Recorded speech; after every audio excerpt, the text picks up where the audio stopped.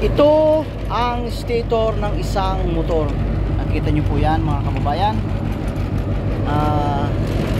Tinanggal ito dahil maingay na. Ngayon, andito ang kanyang rotor. Kung mapapansin nyo, may scratch na siya. Ayan, nagka-problema na nito ang bearing. Kaya nga sabi ko maingay na. Kaya kung nakita natin na may scratch na ito, ibig sabihin lang ang stator natin mayroon na rin pag nagkataon. Tingnan natin ha. Ilawan natin. Ayun o. Nakita nyo po sa kilid. Balik na rin ulit natin. O kaya ganyan natin. Yan, mayroon na siya o. Sumayad na dito. Sumayad niya dyan ang ating rotor. Ang gagawin natin, ipapakita ko sa inyo. Titestingin natin ang windings kung okay pa. Kasi kung titingnan natin dito, yan, di ba ang linaw pa naman? Yan, ang linaw pa oh. Malinis pa. May kalawang lang gilid pero ang windings niya, yung wound niya oh, yung copper niya, ang linis pa naman. At dun wala pa namang nakausli. Ang gagawin natin, titestingin natin kung balance pa ang kanyang resistance. Ang connection na ito ay Y. Okay? Tapos itong U1 UVW. Okay, U1 V1 W1. Tapos ang end dito, yan lahat ay konektado.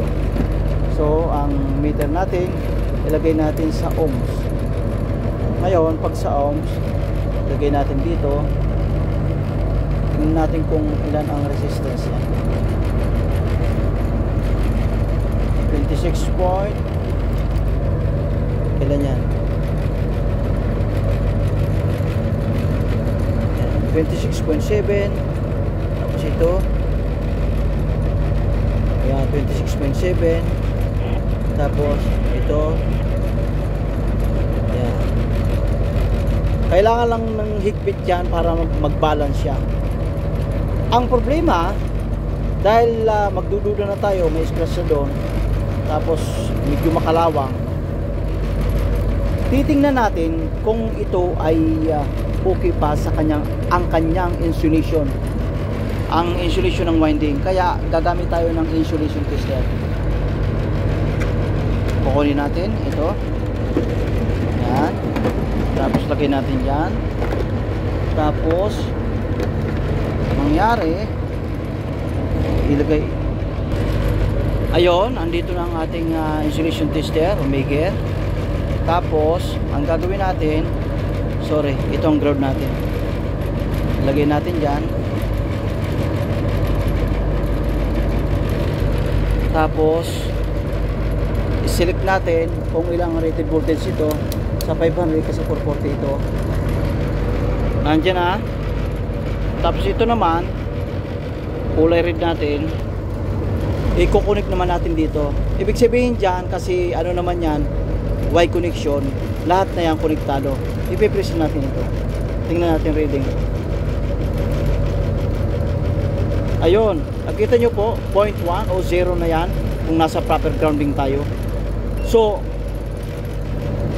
hindi na ito pwedeng gamitin, down to earth na kumbaga. May sayad na ang windings niya, may sayad na sa earth, may sayad na sa body niya.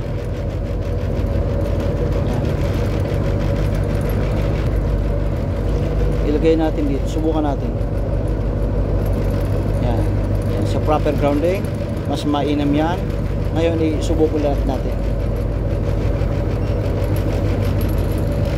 Ayun, nakita nyo po, zero talaga yan, no? Yan, yan. Nakita nyo po ang ganyan. Ito, hindi ito sumasaya dito, hindi ito sumasayad. Wala yan, nandiyan yan.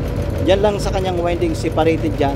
Pero, nadidetect ng ating insulation tester. Tingnan nyo po, ayun, zero, down to earth.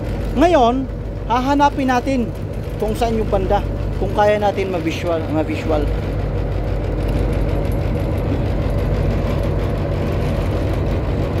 tingnan natin kung mahanap natin kung saan banda yung kanyang earth fault o yung side valve, yung pagdudahan natin. Oh, parang yun ah. Yan, may nakita tayo.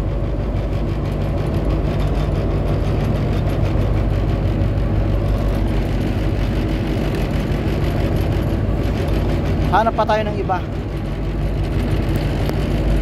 Yan o. Parang dito banda, parang dyan banda ang kanyang sugat. Kumbaga may sugat siya dyan.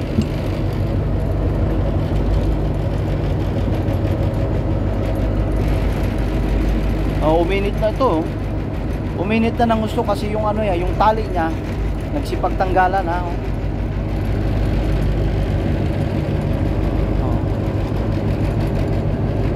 Kailangan silipin ng maayos kasi nga kung makikita nyo maayos pa namang weddings dito, pero kanina yung pinakita sa inyo parang yun lang ang spot na pwedeng may problema. Tingnan natin.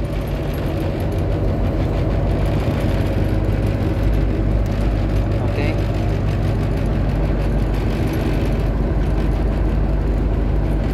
yan o. Yan. Diyan ang may problema yan.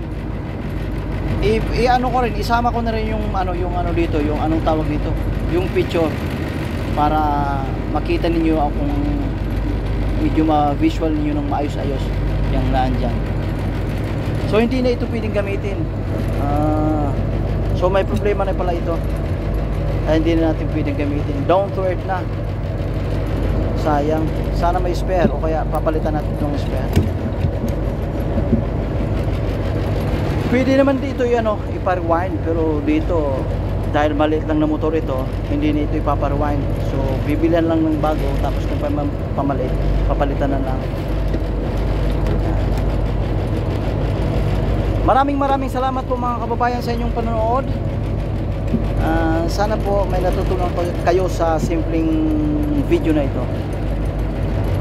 Salamat po ulit. Ingat tayo lagi.